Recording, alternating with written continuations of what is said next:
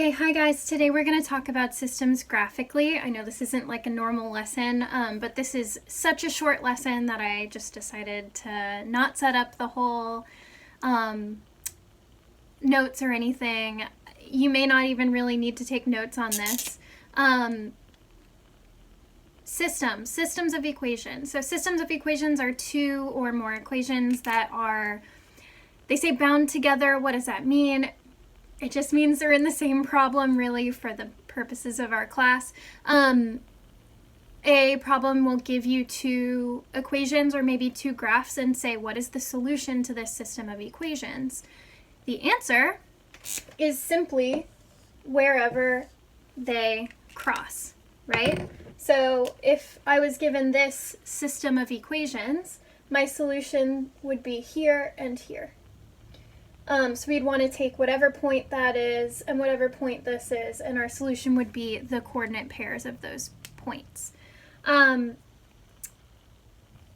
it. That's the whole thing. There are a few different types of linear systems of equations that have some vocabulary associated with them. You won't have to know that vocabulary for the test, but it will come up later in the semester when we look at systems symbolically. I'm not even going to talk about those here. They are covered in the Desmos activity for this week for systems graphically.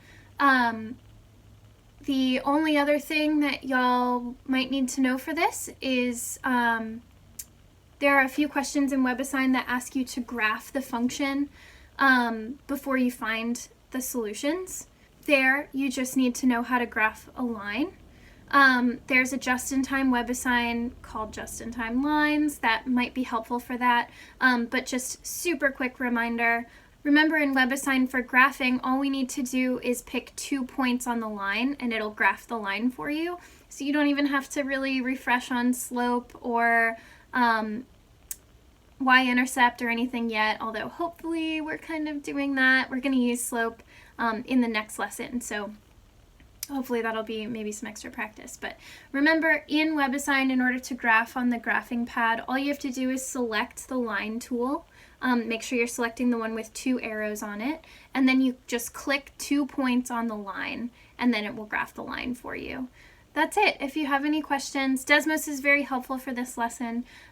If you have any questions, feel free to post them in the discussion board. Thanks, y'all.